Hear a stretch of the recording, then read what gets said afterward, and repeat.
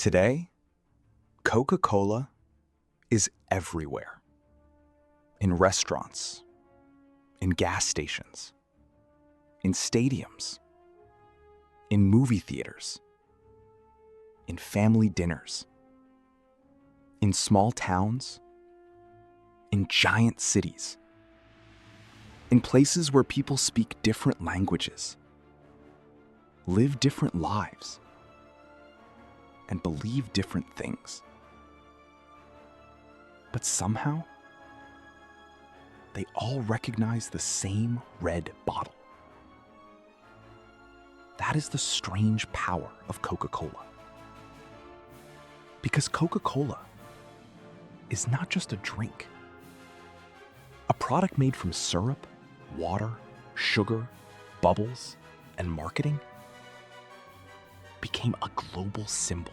A symbol of happiness, a symbol of America, a symbol of celebration, a symbol of everyday life. And the real question is not, how did Coca-Cola sell so much soda? The real question is, how did a simple drink become part of human memory?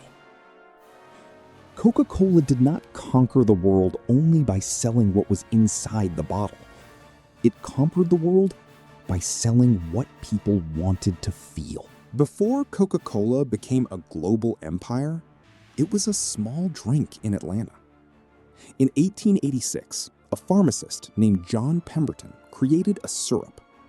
That syrup was taken to a pharmacy, mixed with carbonated water, and served as a soda fountain drink.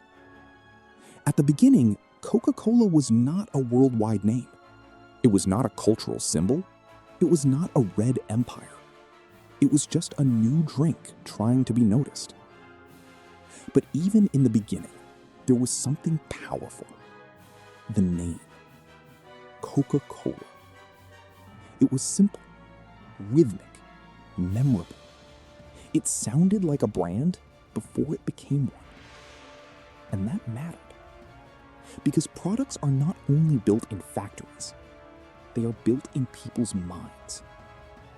A product people cannot remember cannot become a habit. And a product that cannot become a habit cannot become an empire. The early Coca-Cola story was not about global domination. It was about survival. A drink needed attention. A name needed recognition. A customer needed to try it once and then come back again. That is where the real machine began.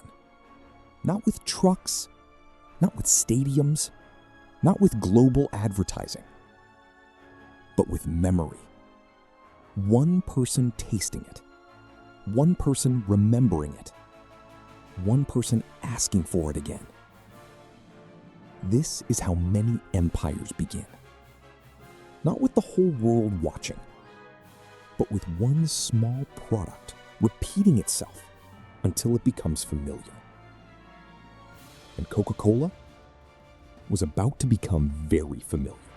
But Coca-Cola's genius was not only the drink. It was the meaning built around the drink. Most beverages can be copied. The sweetness, the bubbles, the dark color, the refreshing feeling. Competitors can imitate the product, but they cannot easily imitate memory. And Coca-Cola understood that better than almost anyone. The company did not want people to see Coca-Cola as just soda. It wanted people to associate Coca-Cola with moments. A break, a smile, a meal, a holiday, a celebration, a feeling. That is why the brand became so powerful. The red color became instantly recognizable. The script logo became familiar. The bottle became iconic. The advertising became emotional. And slowly, Coca-Cola stopped feeling like a normal product. It started feeling like part of life. This is what great branding does. It turns a product into a shortcut. When people see Coca-Cola, they do not just think about flavor.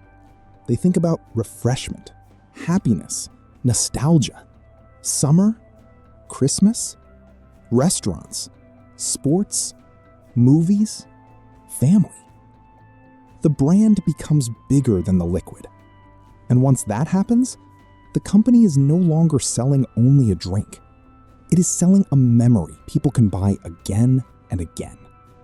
That is the real power of Coca-Cola. It made the product simple, but the emotion huge. A bottle could sit in your hand, but the brand could live inside your mind. And once Coca-Cola entered people's minds, the next challenge was getting the bottle into their hands. Everywhere. Marketing made Coca-Cola desirable, but distribution made it unavoidable. Because a brand does not become global only by being famous. It becomes global by being available. Coca-Cola had to be close to the customer. In stores, in restaurants, in vending machines, at events, on the street, in small towns, in big cities, across countries, across cultures. That is where the bottling system became one of Coca-Cola's greatest weapons. The company did not need to own every final step directly. It could build a system, a network, a structure that allowed Coca-Cola to spread faster and deeper. Local bottlers could produce and distribute the drink close to local markets. That made Coca-Cola more than a product from Atlanta. It made Coca-Cola a product that could appear almost anywhere. This is one of the biggest lessons in business. A strong brand creates desire, but a strong system captures that desire. If people want your product but cannot find it, you lose the moment.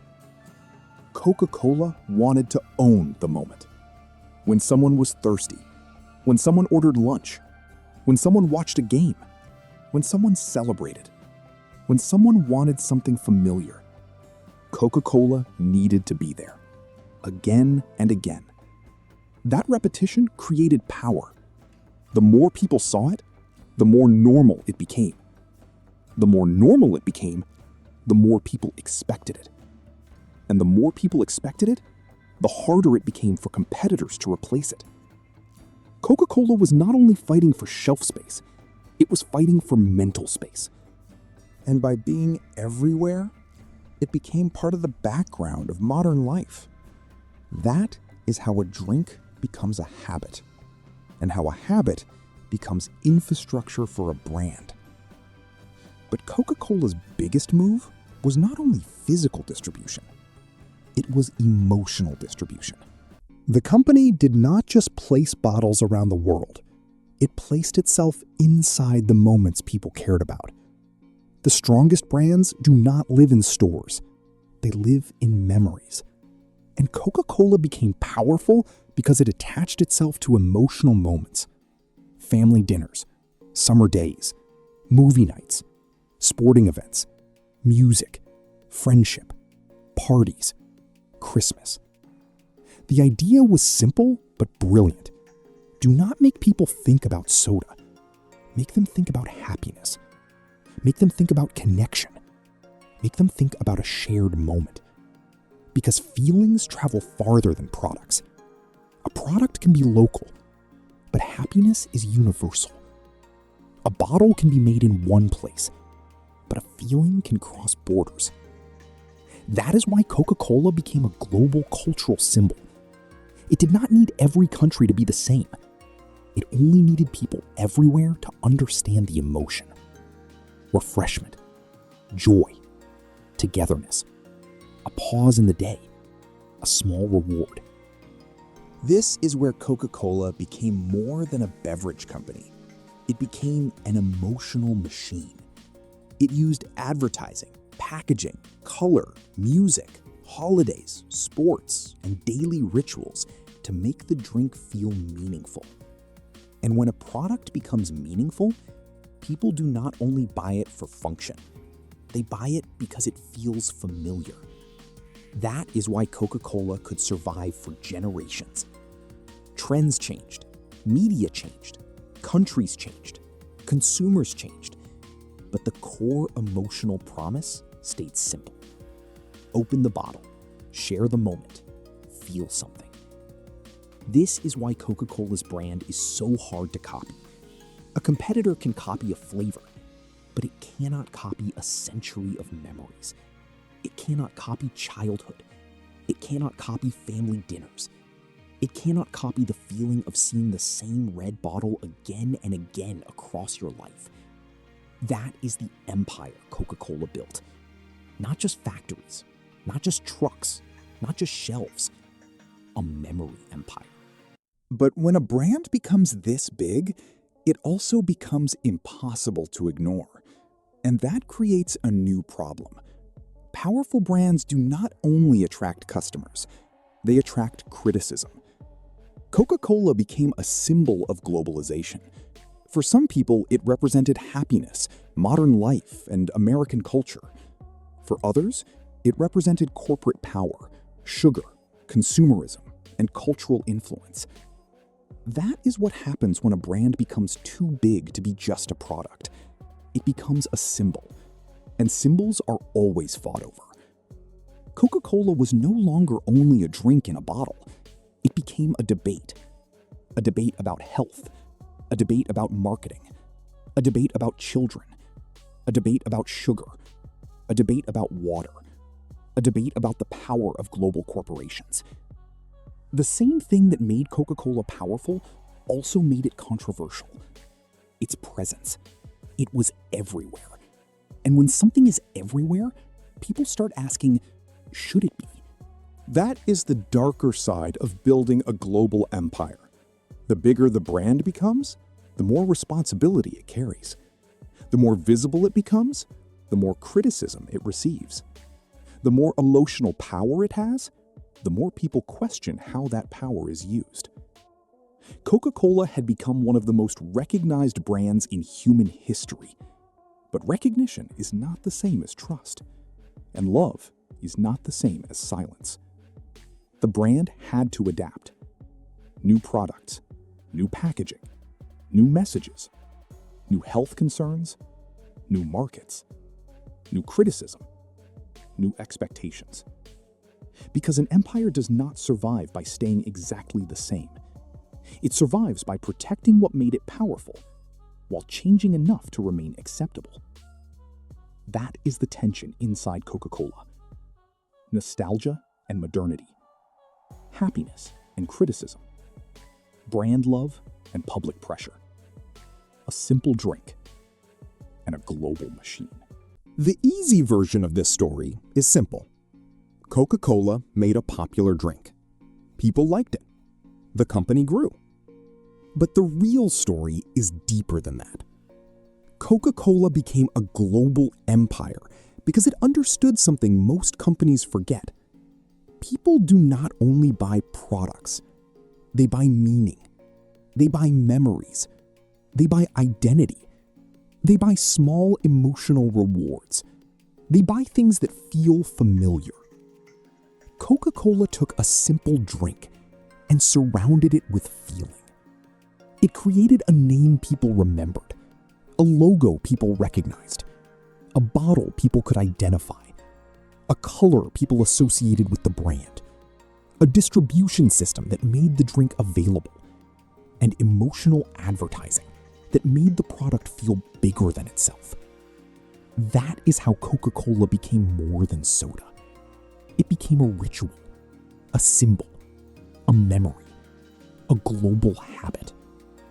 And that is the real lesson. A product can make money, but a feeling can build an empire.